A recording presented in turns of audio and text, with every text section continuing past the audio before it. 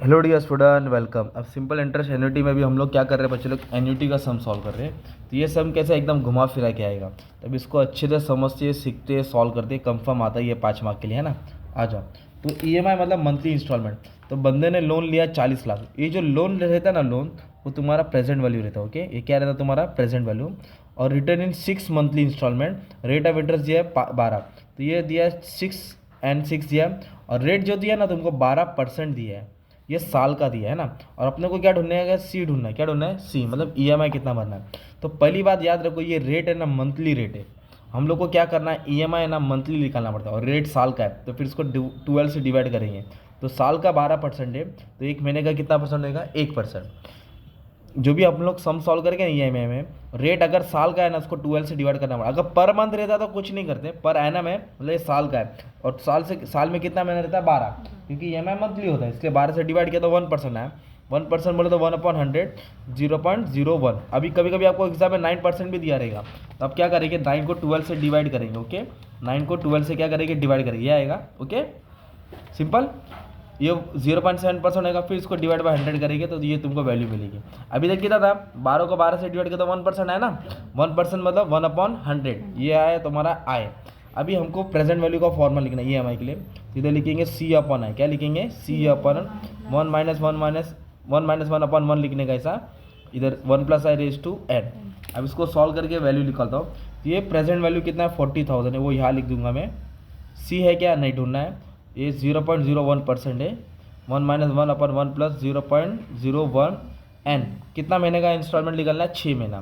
तो n कितना रहेगा तुम्हारा? 6, इसके लिए 6 आएगा। अभी इसके पास आएगा तो मल्टीप्लाई हो जाएगा।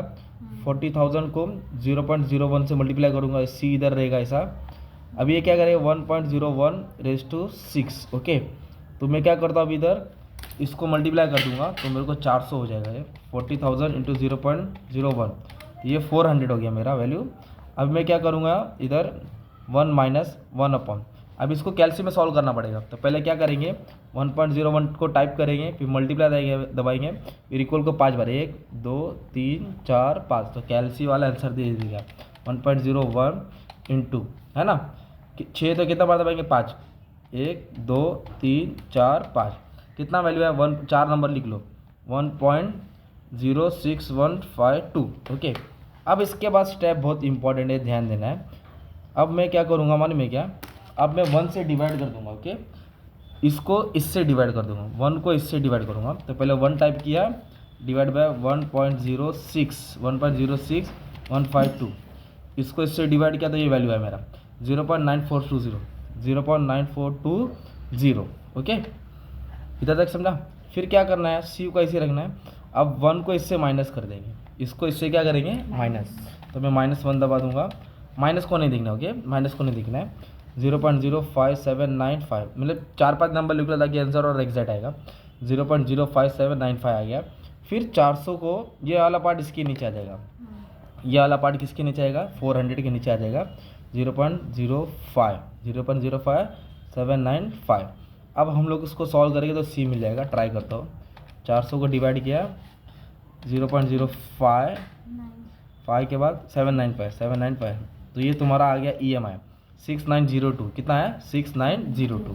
अब इसको आप लोग दिमाग में लगाएगा ना, तुम्हारा आंसर भी आ जाएगा। ओके, कितना ईएमआई बोला था? 6 है। कितना ईएमआई बोला था? 6। तो ये 6,000 है, तो इंटू 6 करेंगे तो देखो ना, आ रहा है ना, बराबर 40,000 के आसपास आ रहा है ना।